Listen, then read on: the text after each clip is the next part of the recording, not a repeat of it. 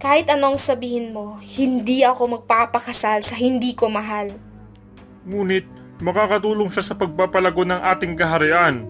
Pasensya na, mahal na Pharaoh. Pero mabuti pang mamatay na lang ako kaysa magpakasal sa taong hindi ko naman mahal.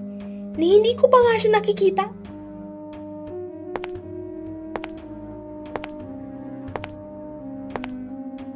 Cleopatra!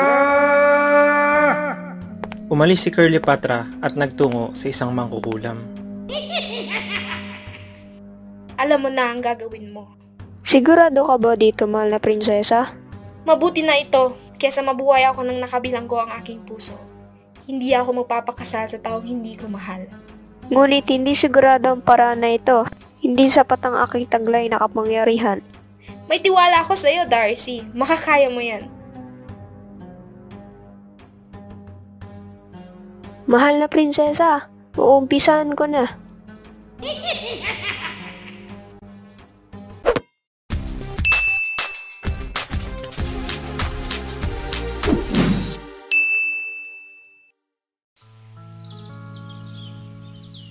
Ang pangalan ko ay Kennedy. Isa akong 4th year college student at ang paborito kong subject ay history. Dahil sa wala lang, ang saya lang alamin ang kasaysayan at misteryo ng mundo. Hindi ba? Pero alam nyo ba kung anong pinakagusto ko sa lahat? Ang kasaysayan ng sinaunang Ehipto.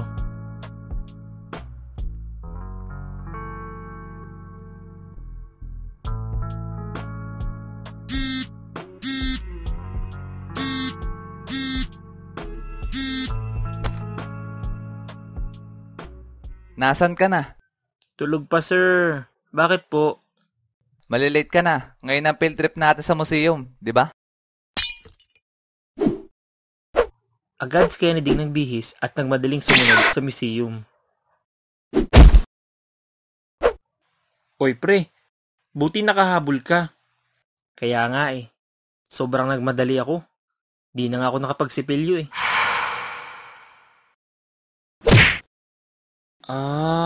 Sige pre, dun muna ako. Wow! Ang daming artifacts! Kinikilig ako. Teka, bakit ang daming tao doon? At eto guys, ang kwintas ni Cleopatra. At alam nyo ba na may mga kumakalat na chismis noong una pang panahon magpahanggang sa ngayon na eto raw ay ginagamit ni Cleopatra upang pumunta sa ibang oras at panahon? In short, para itong isang time machine. Lo, meron ba nun? Di ko alam dyan kay sir. Dami niyang alam. Hoy, narinig ko yun Kwintas ni Cleopatra. Sobrang ganda.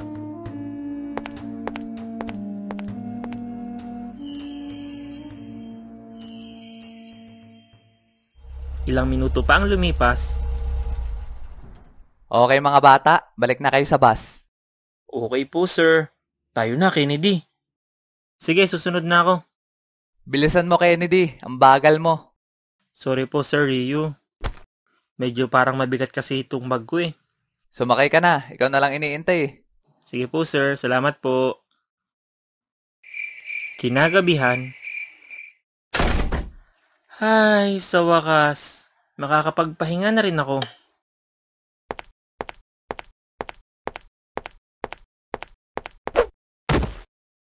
Ang sakit ng likod ko. Parang ang bigat yata ng bag ko.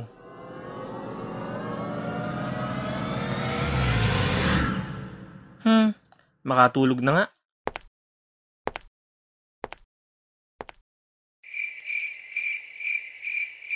Alas 12 ng hating gabi, nagising si Kennedy dahil tila hindi ito makahinga. Ano ba yan? Parang hindi ako makahinga.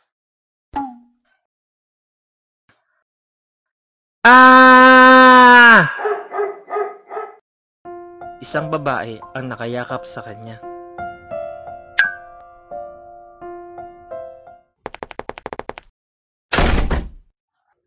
Ano? Napaano ka? Wala ma. May ipis kasi, nagulat ako. Kalaki-laki mong tao, takot ka sa ipis? Kaka-cellphone mo yan? Kapag nakita ni mama to, Panigurado, papalayasin niya ako ng bahay. Tsaka, teka, sino ba kasi tong babae na to?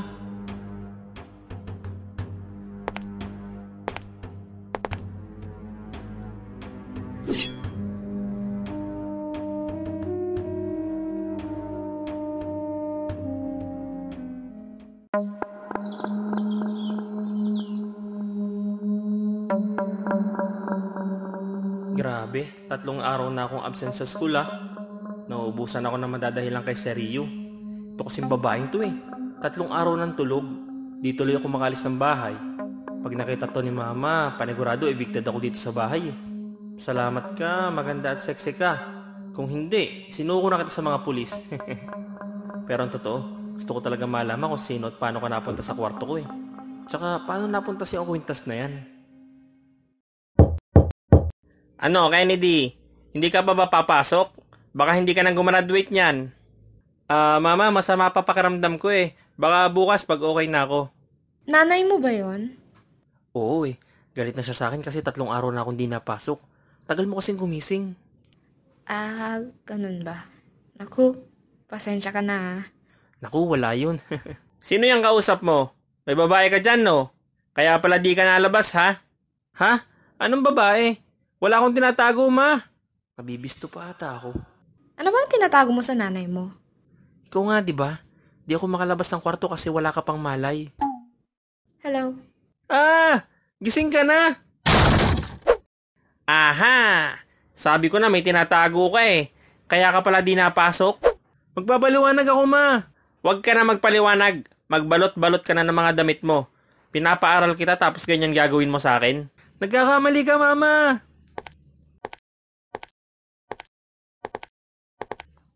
At ikaw naman na babae ka, sa palagay mo may papakain sa'yo itong lalaki na to? Wala nga itong sariling pera Ang meron lang yan ay ang kanyang Makakalimutan mo din ang nangyari ngayon at magiging mabait ka sa iyong anak. Ha? Anong ginagawa ko dito? O anak, may bisita ka pala. Kumain muna kayo dito sa baba. Teka, paano mo nagawa yun? Ako si Cleopatra, prinsesa ng Ehipto. Susundin mo lahat ng sasabihin at ipag-uutos ko habang ikaw ay nabubuhay. Okay, mahal na prinsesa. Teka, sino ka ba? Ha? Hindi mo ba ako narinig? Ako si Cleopatra, prinsesa ng Ehipto. Bla bla bla bla. Una sa lahat, paano ka napunta sa kwarto ko? Padalawa, paano ka nagkaroon ng kwintas niyang kagayang-kagaya ng nasa museum, ha? Pangatlo, wag na wag ka magsisinungaling. Paano hindi gumagana sa kanya ang aking hipnotismo? Susundin mo lahat ng sasabihin at ipag-uutos ko sa'yo. Hindi mo ba talaga naiintindihan? Hindi ubra sa akin ang pangbubudol mo. Kung hindi ka magsasalita, tatawag na ako ng pulis niyan. Anong pulis? Kahit sino pang tawagin mo, hindi mo ako matatakot. Wala ba siyang alam sa mundo? Kung ganon, sasangala ko na lang sa M. Luwilier tong kwintas mo. Teka lang! Huwag mong hawakan yan! Hindi. Kailangan ko tong isang lahat. Wala na akong allowance. 3 araw na akong di napasok, gawa mo. Tutubusin ko na lang to pag nagsalita ka na. Ha? Sige, magsasalita na ako. Hindi siya ordinaryo. Kailangan ko mag-ingat sa taong ito.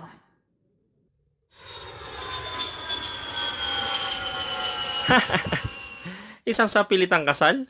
Mangkukulam? Galing ka bang mental hospital?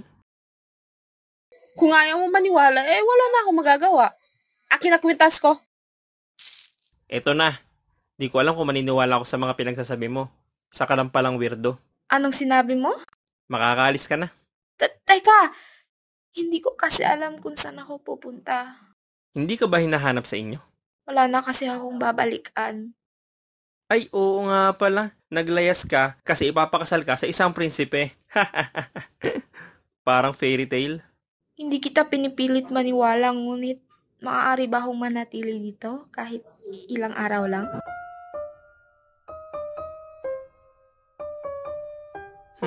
Sige. Kaso wala akong may papakain sa'yo. Wala akong pera Eto, mukhang sobrang importante sa panahong ito. Ibenta mo upang ibili ng ating makakain. Sige na nga. Dito ka muna, papasok ako sa school. Kung hindi, baka ibagsak na ako ni Sir Ryu. Babalikan mo ba ako? Ano? Babalik ka ba? Malamang bahay ko to eh. Bibili ako ng pagkain pagbalik ko, mahal na prinsesa. Talaga? Salamat. Isa kang mabuting alipin. Anong sinabi mo?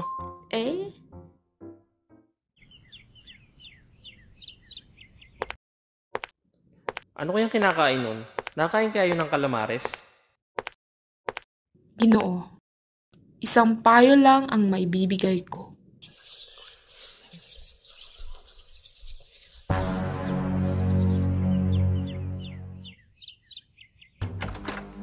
Cleopatra! Cleopatra, gumising ka!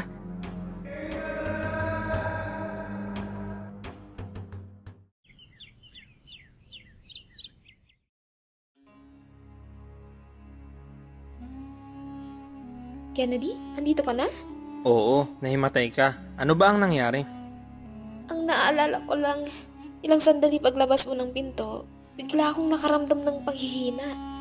Hanggang sa bumagsak ako at nawala ng malay. Mahal na prinsesa! Mahal na prinsesa! Darcy? Ako nga, mahal na prinsesa.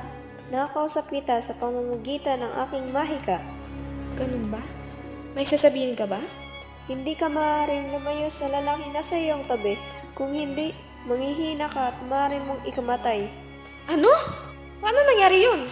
Hindi ko rin alam. Ngunit nakakaramdam ako ng kakaibang aura mula sa kanya. Aura? Ngayong nabanggit mo yan, totoo nga. Parang familiar sa akin ang aurang ito. Matatapos na ang aking oras, mahal na prinsesa. Mauubos na ang aking mahika. Mag-iingat ka sa panahong iyan. Sandali lang, Darcy! Okay ka lang ba? Medyo okay na ako. Para hindi na muli mangyari ito, lagi kita isasama sa aking pupuntahan. Sigurado ka ba? Wala naman ako magagawa eh. Ano nga pala maaari kong itawag sa'yo? Oo nga pala, di ko pa nasasabi sa'yo ang aking pangalan. Ako nga pala si Kennedy. Kung ganoon, maraming salamat, Kennedy. Eto, kainin mo. Tapos isuot mo to. Lalabas tayo. Lalabas? Okay na ba ang suot ko? Naman, May Pasko ba sa inyo? sa Ehipto? Naku, wala nga eh. Teka, naniniwala ka na sa akin? Medyo. Medyo hindi. Tara, may pagkain doon, no? Tara. Mga Lodi, anong order nyo? Uy, Kennedy! Kamusta, Robert? Ito, rumarakit! Hahaha! Anong gusto mo? Yun. 2 takoyaki nga, Robert. Sige, Kennedy, paintay lang. Magkakilala kayo? Oo, magkaibigan kami. Nyeh! Dumaan ang mga araw at halos lagi silang magkasama. Magsipilyo, kumain, gumala at matulog. Hindi maiwan ni Kennedy si Cleopatra dahil narinig niya ang usapan nila ni Darcy. Natatakot naman siya na mamatay si Cleopatra dahil lamang sa kanya. Kennedy, Yan, ikaw pala.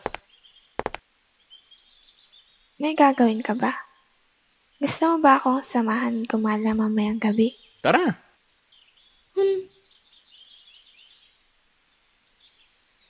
Nako, hindi pala ako pwede. Naintindihan ko na. Girlfriend mo? Naku, hindi. Nagkakamali ka. Hindi ko nga siya kaano-ano eh. Sige. Siguro sa ibang araw na lang. Ingat ka. Sige, ingat ka din. Tara na. Cleopatra? Nasaan na yun?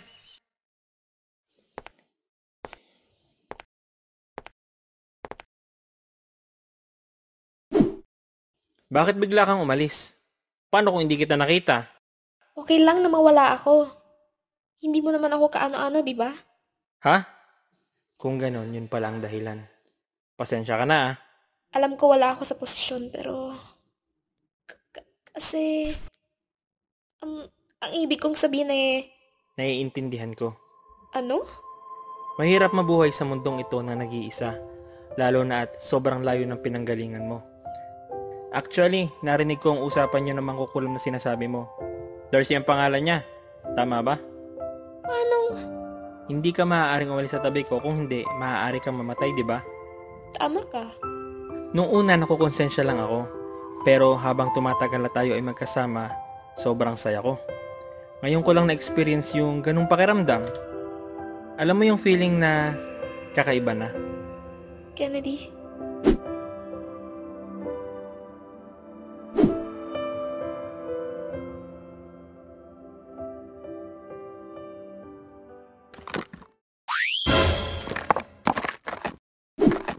Curly Patra, ano nangyari sa'yo?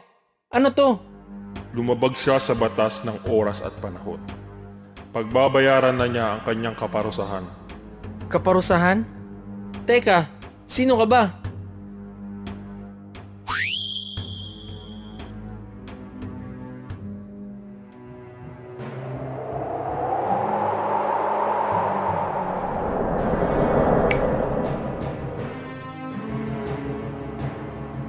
Ako ang tagapangalaga ng oras at panahon. Maaari mo akong tawagin sa pangalang Timekeeper. Ang paglabag sa oras at panahon ay may kaakibat na kaparusahan. Kaparusahan? Teka! Ang aura na ito. Pakiusap, huwag mo siyang kunin. Ang paglabag sa oras at panahon ay mahigpit na pinagbabawal. Walang kapatawaran. Pakiusap. Anong pangalan mo, binata? Kennedy, pakiusap ibalik mo siya sa dati. Hayaan mong ipakita ko sa iyo ang mga bagay na ito, Kennedy.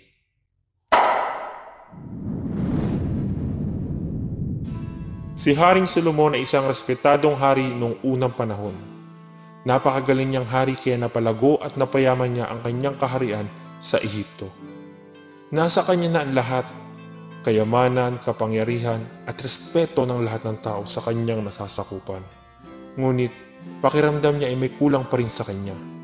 Hindi siya masaya. Sinubukan niya maglakbay sa oras gamit ang kwintas. Siya ang kauna-unahang sumubok dito.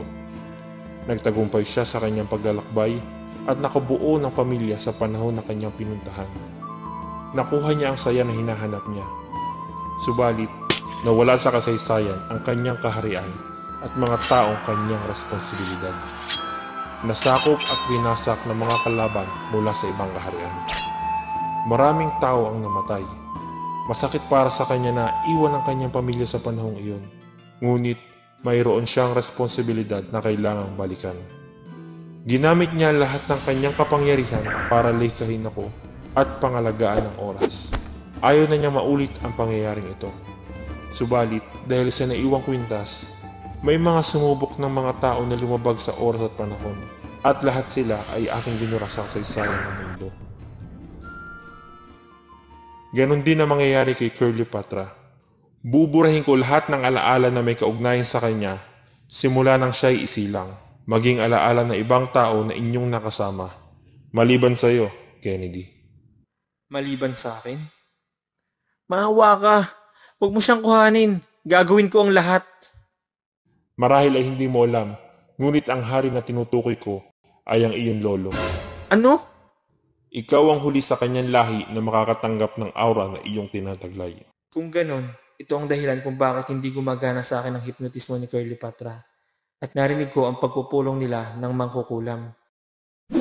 Ang aura ng hari ay isang baluti at panlaban sa kahit anong klase ng mahika. Kung hahasain, walang maitatago ang sino man sa nagtataglay nito. Pinakamalakas sa lahat, isang kayamanan mula sa sinaunang panahon. Naiintindihan ko na.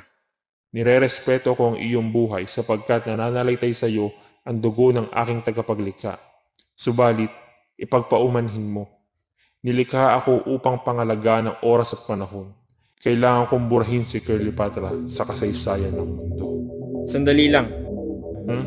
Hayaan mong ibigay ko ang lahat ng aura na meron ako, kapalit ni Curly Patra. Sapat na ba yon para ibalik mo siya sa akin? Ngunit mawawala sa iyong aura at hindi na kailanman mo ibabalik sa mundo. Mawawala ang tsansa na may pamana mo ito sa iyong lahi. Hindi mahalaga sa akin ang lahat ng yan kung hindi naman ako masaya. 25 years of existence ko dito sa mundo at ngayon lang ako naging masaya ng ganito. Ibibigay ko lahat. Ibalik mo lang siya. Pakiusap. Kaparehas na kaparehas ka ng taong lumikha sa akin. Pagmamahal ang nangingibabaw kaysa sa nag-uumapaw na kapangyarihan. Bihirang-bihira ang ganitong klaseng pagkatao.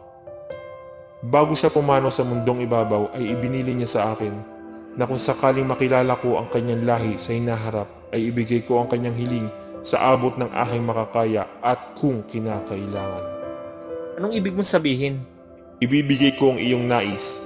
Ibabalik ko sa iyo si Kirlipatra. Ngunit ang huling aura na iyong tinataglay na kayamanan ng mundo ay aking kukunin at hindi na kailanman mapapabalik sa mundong ibabaw. Handa ka na ba, apo ng Haring Solomon? Gawin na natin to.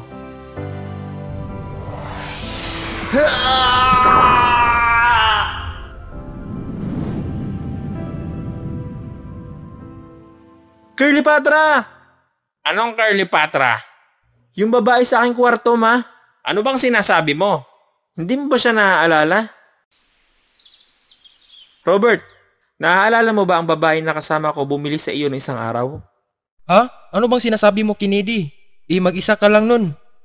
Sigurado ka ba? Oo naman. Kamusta ang lasa ng aking takoyaki? Yan. Oh, ikaw pala, Kennedy. Naalala mo ba yung babae na kasama ko nung isang araw nung niyaya mo ako lumabas? May kasama ka ba nun? Pasensya ka na ha, pero wala kasi ako maalala. Hindi siya tumupad sa kanyang salita. Kirlipatra, patawarin mo ako.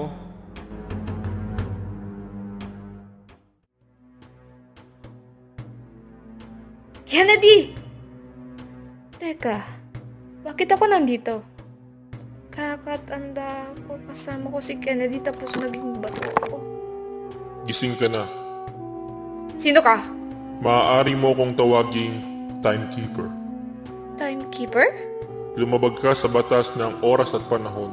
Ibinalik na kita kung saang panahon ka nararapat. Ibalik mo ko kung nasan si Kennedy, pakiusap. Nais mo ba talaga makabalik sa hinaharap, Kirlipatra? Oo, pakiusap. Handa ka bang harapin ang mga kondisyon para makabalik sa panahong iyong ninanais? Ibibigay ko ang lahat. Kahit ang iyong buhay? Oo, kahit ang aking buhay. Magkakaroon ka ng malalang sakit. Sakit na uubos sa iyong buhay sa loob ng 1 linggo. Ngunit, pagkalipas ng ilang libong taon ay isisilang kang muli sa panahong iyong ninanais. Reincarnation? Tama ka. Sa panahong iyon, habang ikay tumatanda ay dadalawin ka ng iyong mga alaala para makabalik sa sitwasyon na iyong naiwan. Alaala, kasama ko si Kennedy. Oo, lahat ng ito ay naging posible dahil sa nararamdaman niyang pagmamahal sa iyo. Ibinigay niya ang pagkakataon na maging isang makapangyarihang nilalang para lamang sa iyo. Ang aura ng hari? Totoo ba? Ngunit, maaari niyang makuha ang lahat.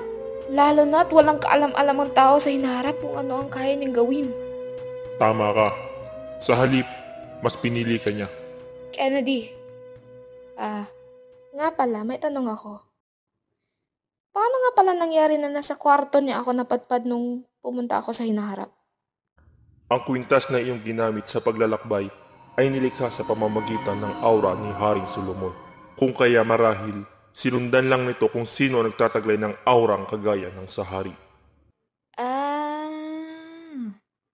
Handa ka na bang umpisahan ang proseso, Kirlipatra? Handa na ako.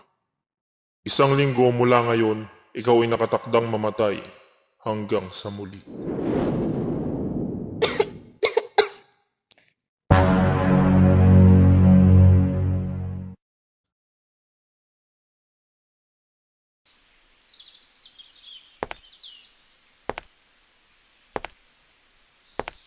Walang nakakaalala kay Kirlipatra.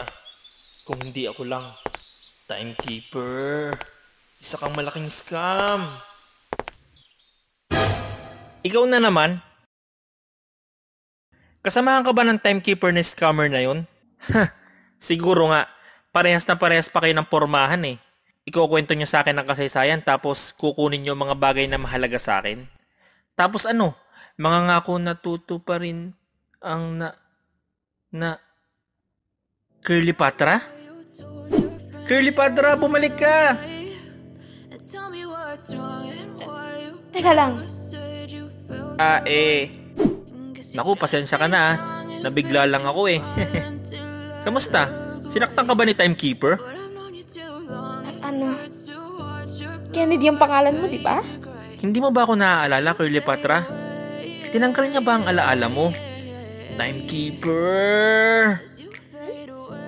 Curly Patra? Timekeeper? Wala ka bang naaalala talaga? Ang totoo niyan, nitong mga nakakalipas na buwan ay gabi-gabi kitang napapaniginipan. Tsaka, yung mga lugar na puro buhangin. Ehipto. Hanggang sa nakita kita sa museum. Lalapitan sana kita pero may isang lalaki na lumapit sa akin at sinabi na... Hindi pa ito ang oras. Tapos, binigay niya sa akin ang cloak na ito. At suotin ko daw tapos bigyan ka ng isang babala. Sorry ha. Palihim din kasi kitang sinundan ng araw na yun upang alamin kung saan ka nakatira. Interesado kasi akong makilala ka. Nung una kasi kitang nakita, bumilis yung tibok ng Naiintindihan ko na. Hindi lalabagin ni Timekeeper ang batas ng oras. Kaya malamang ay reincarnation siya ni Curly Patra. At ginamit niya mga panaginip upang bigyan siya ng ideya at iparamdam sa kanya kung ano ang dapat niyang balikan sa panahon na ito. Ano nga pala ang pangalan mo? Ang pangalan ko ay Rose. Nakatira lang ako sa kabilang barangay. Nice to meet you, Rose. Huwag kang mag-alala, ikukwento ko sa iyo lahat ng nalalaman ko tungkol sa panaginip mo. Talaga? Salamat. Ako ang dapat magpasalamat kasi bumalik ka. Kasi pinili mo ako. Ha? Alam mo, ang weird mo. Sobrang weird kasi na mga pangyayari this past few days eh. Halika, kukwento ko sa iyo kung ano ang mga nangyari. And just like that guys, naging successful ang love story ni Curly Patra at ni Kennedy in a different way nga lang. Hindi naging hadlang sa kanila ang 1,000 of years na gap para makabalik sa isa't isa. Ika nga kung mahal mo talaga hihintayin mo. Well, isa lang naman talaga itong fictional story na nanggaling sa malikot kong utak. Pero alam nyo, ang gusto ko iparating sa kwento na to there is always a perfect time. Kailangan mo lang maghintay at magtiwala sa proseso. Hindi lang sa love guys ha, dahil nag-i-exist din to sa ating mga pangarap at pag-asenso. Great things takes time. Huwag kang tumigil sa paglalakad. Oo, mabagal pero saan pa't makakarating ka rin sa iyong paroroonan. So, paano? See you on our next story ah. Please like and share tong video natin and don't forget to subscribe!